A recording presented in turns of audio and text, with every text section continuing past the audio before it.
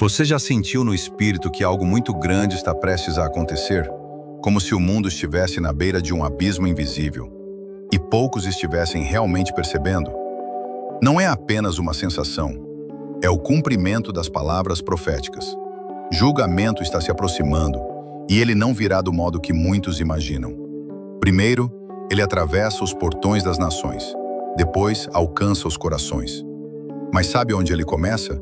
Na própria casa de Deus. A palavra é clara.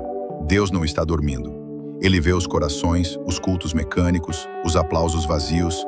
Ele vê os templos cheios e as almas vazias.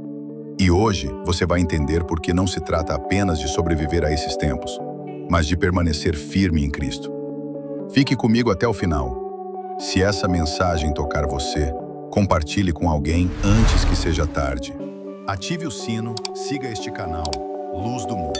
E lembre-se, o que virá só será vencido por Deus. Muita gente pensa que o juízo de Deus está reservado para os grandes pecadores, para o fim dos tempos ou para aqueles que zombam da fé. Mas Romanos 2:5 diz algo assustador. Estás acumulando ira para ti no dia da ira. Isso não está sendo dito a quem está lá fora, mas a quem insiste em endurecer o coração, mesmo após conhecer a verdade. Noé viu isso acontecer com seus próprios olhos. Enquanto construía a arca, foi zombado, ignorado, desprezado. E quando a chuva caiu, já era tarde demais. Sodoma ignorou os sinais, riu do céu, e virou cinzas. E o que dizer de nós? O que estamos ignorando hoje? O que estamos adiando para amanhã? O juízo de Deus não é uma metáfora. Ele é histórico, real e iminente. E se você não estiver escondido em Cristo, ele também será pessoal. A dor que você sente no corpo, o desânimo que chegou sem aviso, o problema financeiro que tirou seu chão, nada disso é aleatório. Muitas vezes Deus usa o inesperado para chamar a nossa atenção. Ele permite a dor não para nos destruir, mas para nos lembrar que não somos invencíveis. Você já se sentiu no meio de uma tempestade que parecia fora do controle? Já se perguntou, por que isso está acontecendo agora? Talvez seja Deus dizendo, ei, você ainda precisa de mim. A realidade é que quanto mais tudo vai bem, mais achamos que podemos andar sozinhos. E é nesse momento que ele permite a crise, para nos lembrar. Sem ele, somos apenas pó. A dor pode ser a mensagem mais amorosa que Deus já te enviou. A questão é, você está ouvindo? Poucos versos são tão desconcertantes quanto 1 Pedro 4,17. Porque já é tempo que comece o julgamento pela casa de Deus. Espere, Deus começa julgando os seus? Simulation. Antes de lidar com os rebeldes lá fora, ele confronta os corações aqui dentro. Isso mostra algo profundo sobre o caráter de Deus. Justiça verdadeira não tem favoritos. Ser membro de igreja, participar de ministérios, usar linguajar religioso, nada disso impressiona o céu se o coração estiver longe. E Pedro ainda diz, se o justo com dificuldade se salva, o que será do ímpio? Você pode estar no altar e ainda assim não estar salvo. Você pode ser batizado e ainda viver sem arrependimento. É hora de parar de apontar os erros do mundo e olhar para dentro, porque o julgamento já começou entre nós.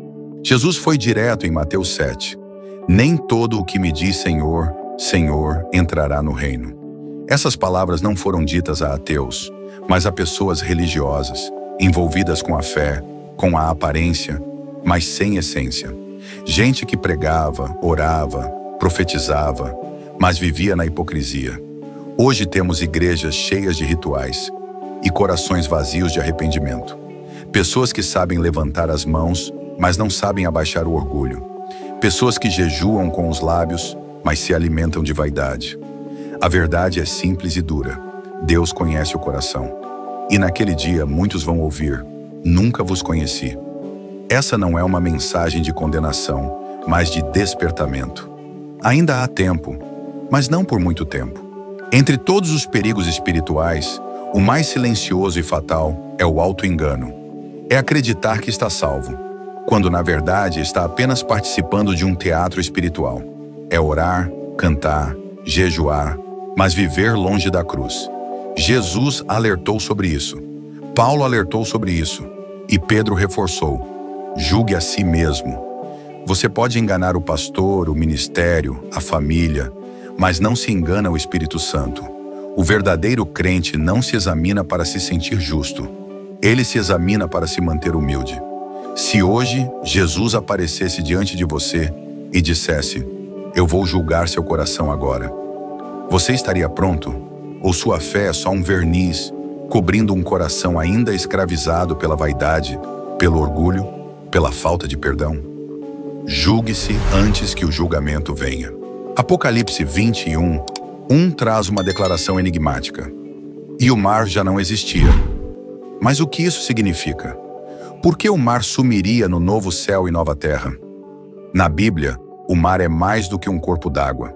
Ele simboliza caos, instabilidade, incontrolável perigo, como na criação, quando o Espírito pairava sobre as águas. Na cultura hebraica, o mar representava também o lugar da morte, do abismo, do desconhecido. Na nova criação, tudo isso desaparece. Não há mais separação entre os povos. Não há mais ameaças ocultas. Não há mais abismos espirituais. Tudo será claro, puro e governado pela paz do Cordeiro. O mar some porque o caos foi vencido. E o que resta é um reino onde Cristo reina sem oposição. O nome dele aparece em Jó, Isaías e Salmos. Leviatã, a criatura que habita as profundezas. Na Bíblia, ele representa o inimigo oculto, o caos personificado, a fúria incontrolável que se esconde sob as águas. Mas por que Deus permite que algo tão monstruoso exista? A resposta está em Jó 41. Podes tu pescá-lo com anzol? Deus está dizendo: você não pode controlá-lo, mas eu posso. O Leviatã é simbólico de tudo o que nos ameaça sem aviso. Crises, medos, guerras, destruições súbitas. Mas para cada Leviatã, há um Deus com espada afiada. Isaías 27:1 diz que o Senhor o ferirá, com sua espada forte e poderosa. No fim, tudo aquilo que hoje te assusta no oculto, já tem destino selado. Será vencido pelo Rei. Em Mateus 8, Jesus expulsa demônios, e eles pedem para entrar nos porcos. E o que acontece? Os porcos correm em desespero e se jogam no mar. Mas por que os demônios foram para lá? Porque, espiritualmente, o mar representa o abismo, o caos primordial, o símbolo do julgamento que os aguarda. Eles sabiam, seu tempo estava contado. Queriam se esconder, mas até as águas foram incapazes de os proteger. Jesus não só expulsou, ele os expôs. Mostrou que não há caverna, nem corpo, nem água que esconda o mal da luz de Deus. E quando o mar for removido, não haverá mais onde o mal se esconder. O mar, o caos e os demônios, todos terão fim.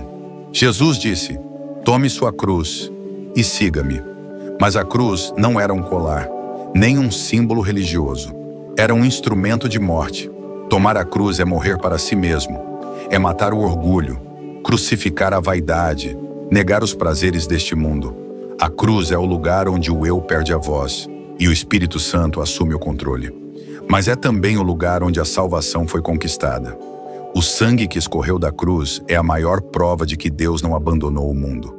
Ele enfrentou a morte para que você tivesse vida.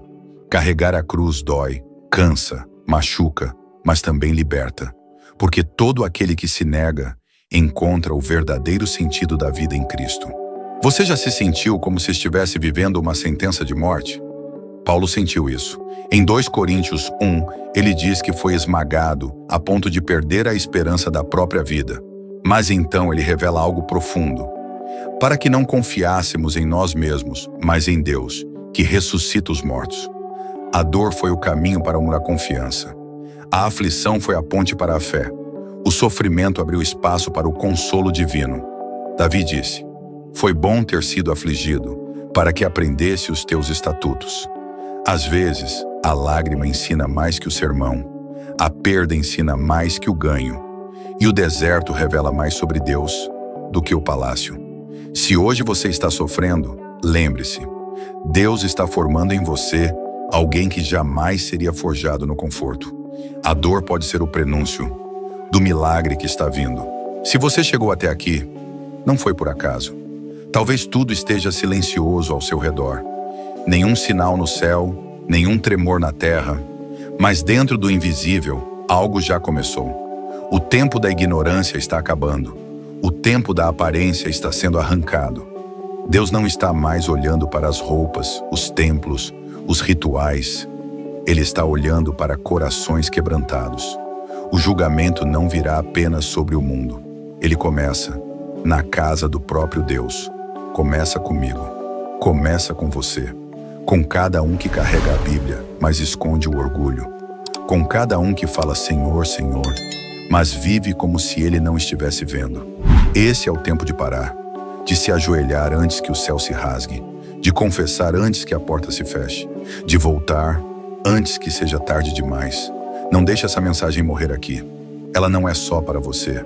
Alguém que você ama também está em perigo e ainda não acordou. Compartilhe este vídeo com pelo menos uma pessoa.